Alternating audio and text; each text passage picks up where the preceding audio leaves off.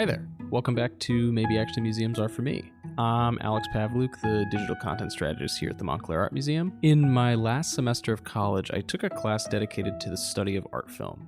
Now, as a communication and media studies major, I took plenty of film theory courses, but none quite like that. The class showed me two main things. The first, and really it feels silly to say aloud, but it's that all film is art.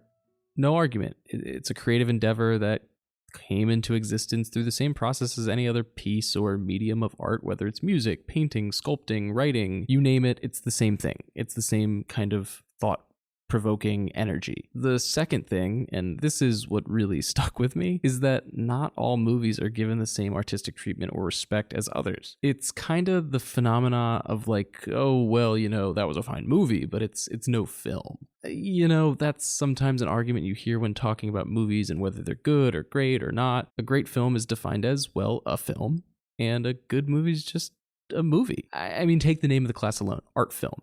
No matter if this is an egregious examination of semantics or not, by calling it art film, say it again, art film, and not experimental or even avant-garde film, sets an expectation that the story, strung together via the coupling of audio and the moving image, is only art if it fits into this undefinable box.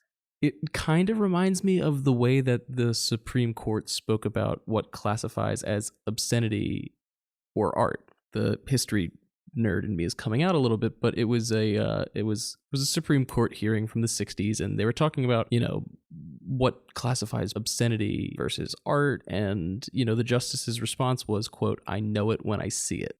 Is that just how we define what film is considered art and what film is just a movie?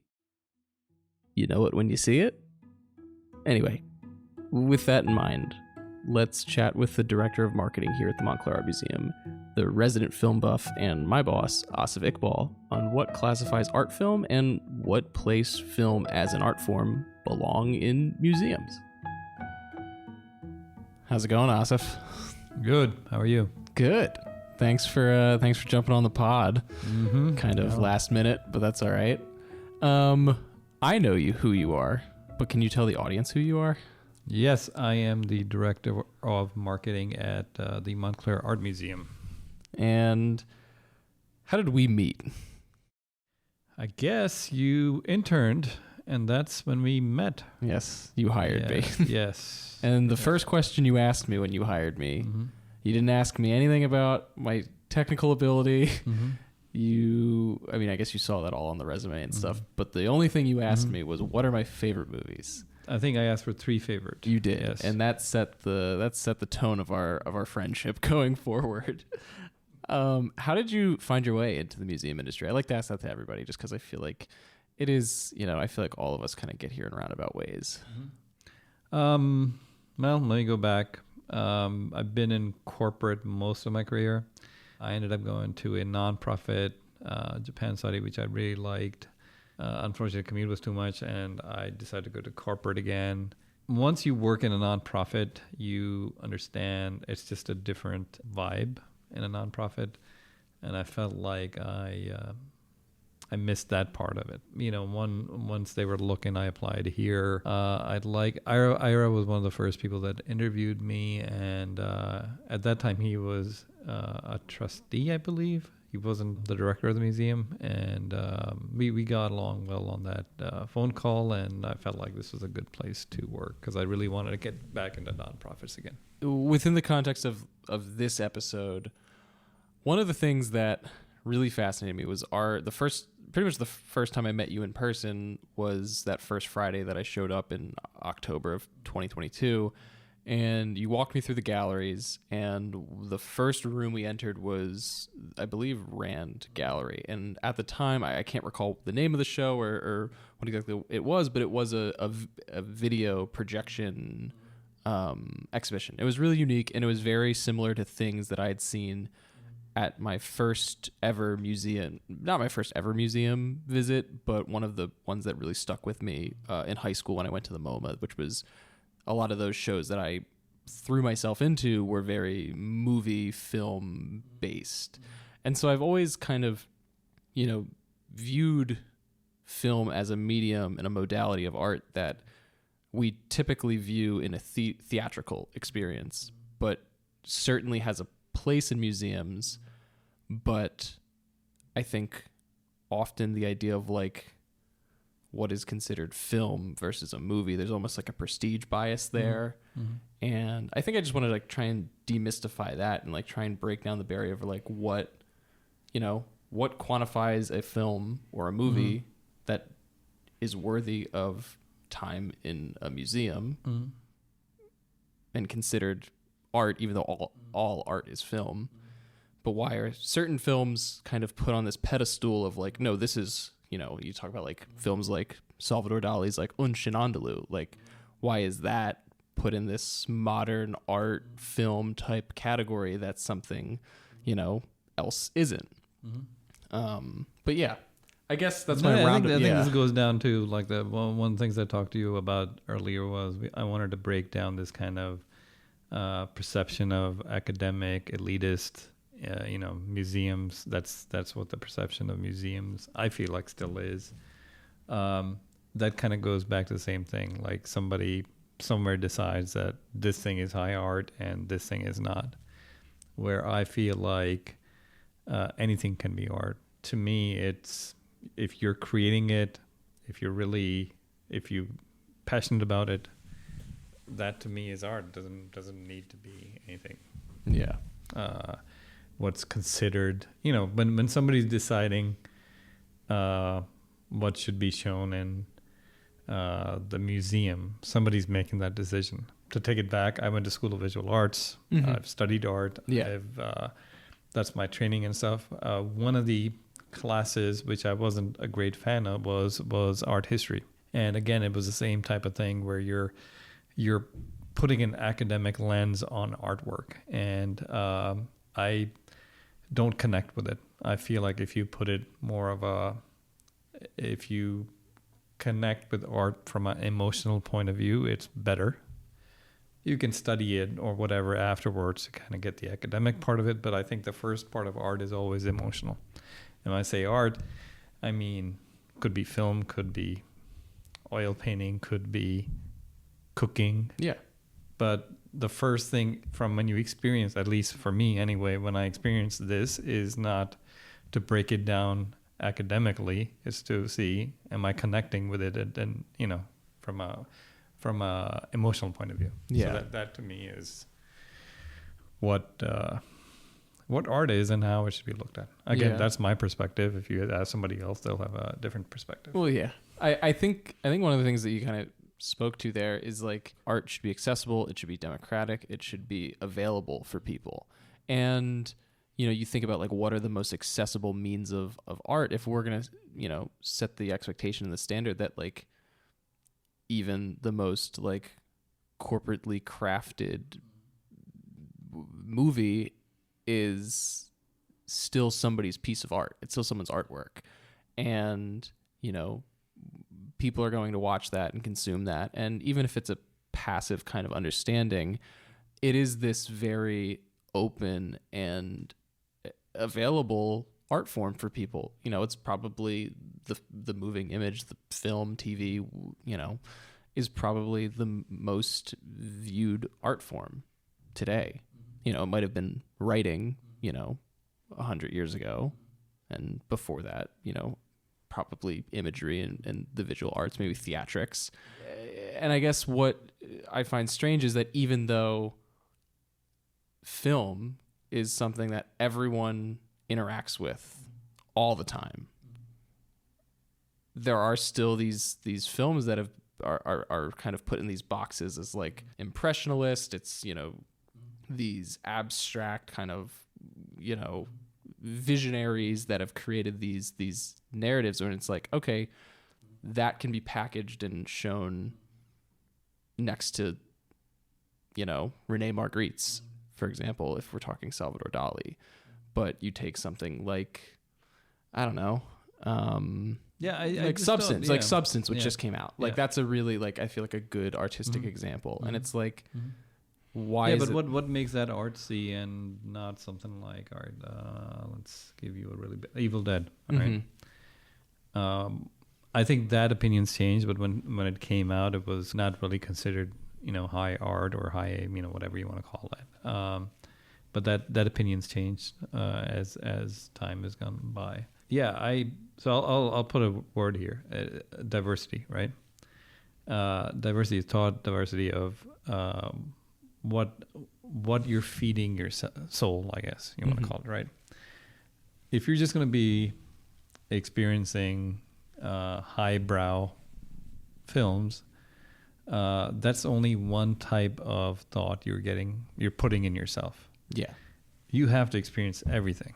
That's what I mean. Like, you need to watch, what's considered highbrow films, but you also need to do lowbrow stuff too. And I think all the directors I tend to admire these days are the people that have had everything, that have been influenced by everything.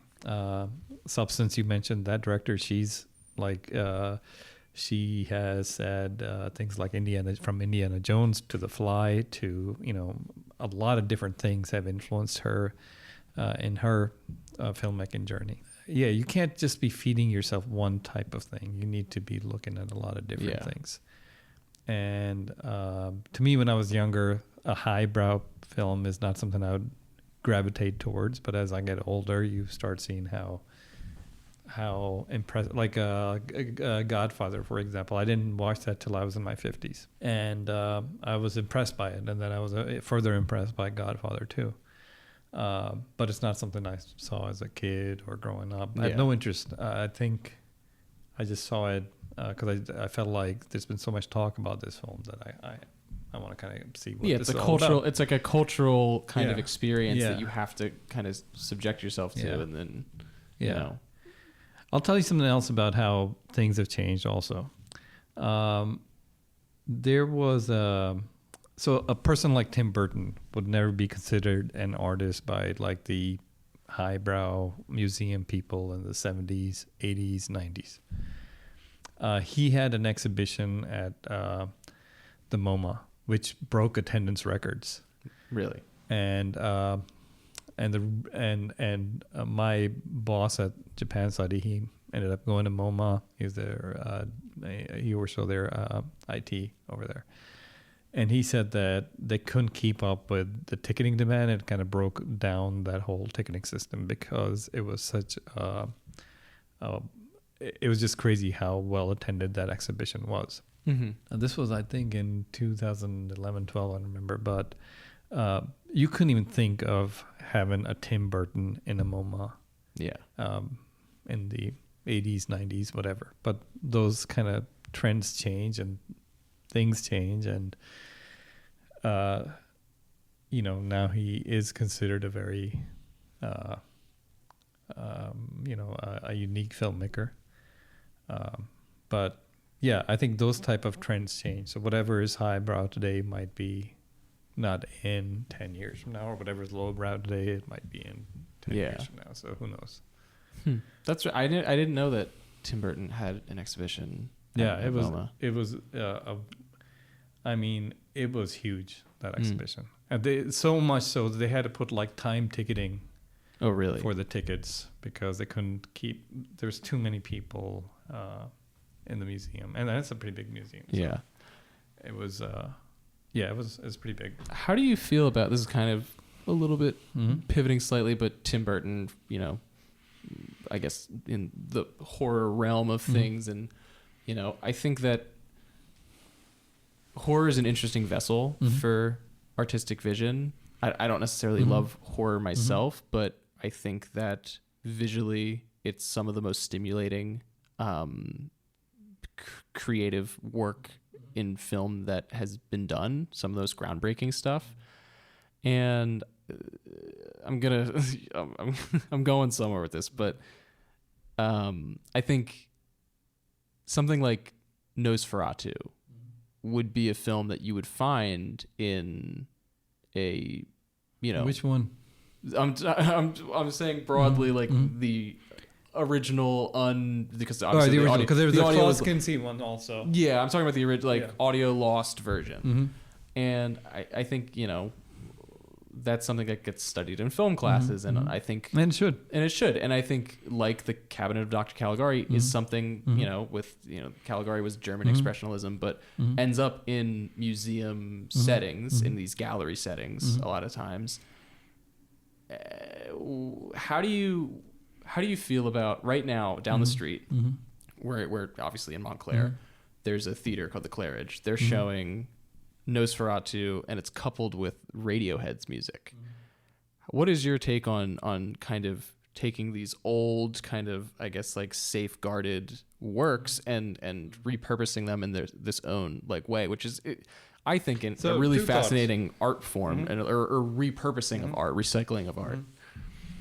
Two thoughts. One is I don't like it because you are ruining the vision of the person that made it. I'm not that familiar with the original Nosferatu, but to kind of give you not the same thing, but in the 80s, maybe 90s, there was this thing of colorizing black and white films, which some directors were very against and some were for.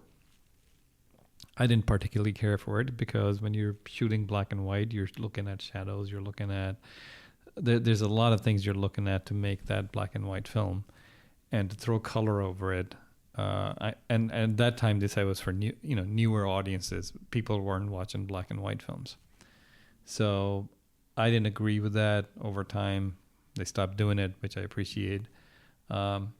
The other thought on this is that same thing, but maybe it brings in a new audience, or people are like a little interested in combining Radiohead with this film. So maybe there's some interest, and that'll spark an interest in more films by people that, again, I can't speak to like what my kids are into or whatever, but if it can spark some sort of interest in it, that's fine. I'm not one of those hardliners that go, okay, well, you can't do it.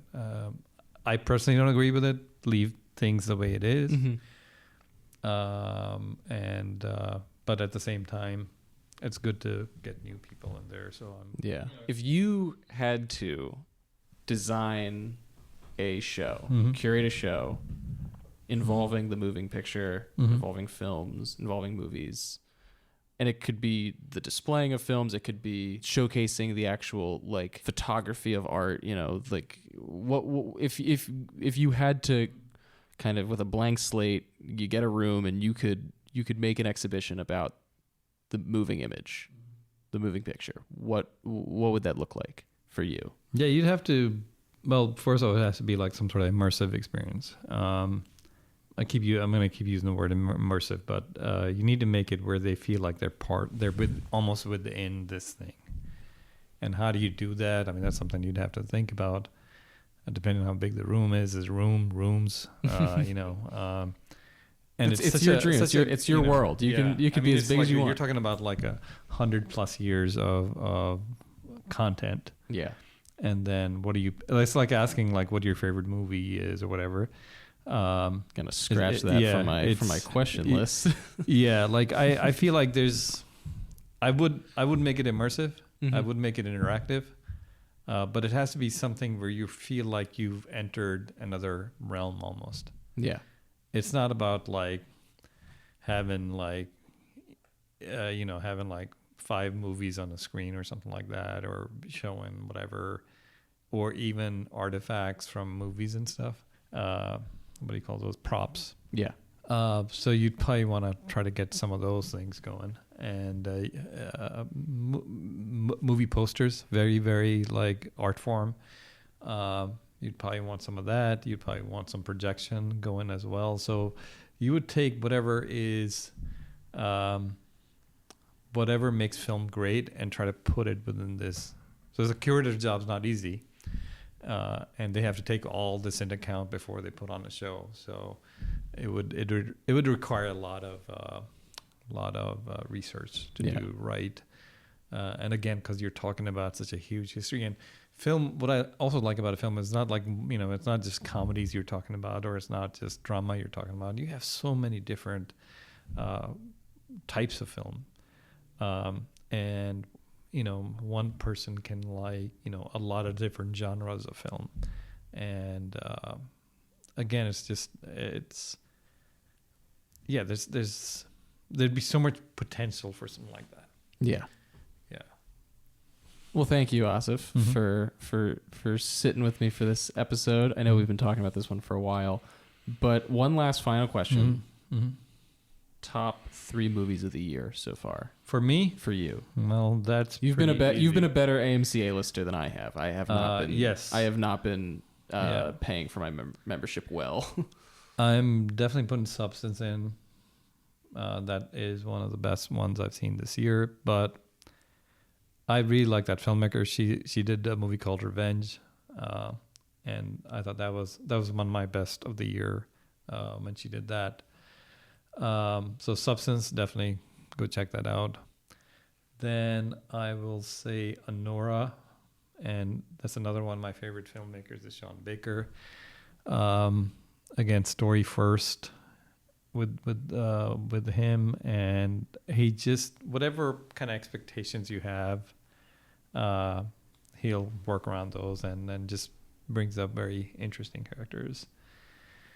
And there's so many good ones, man, this year. I'm gonna cheat and I'm gonna give you 2. All right. I really like Strange Darling.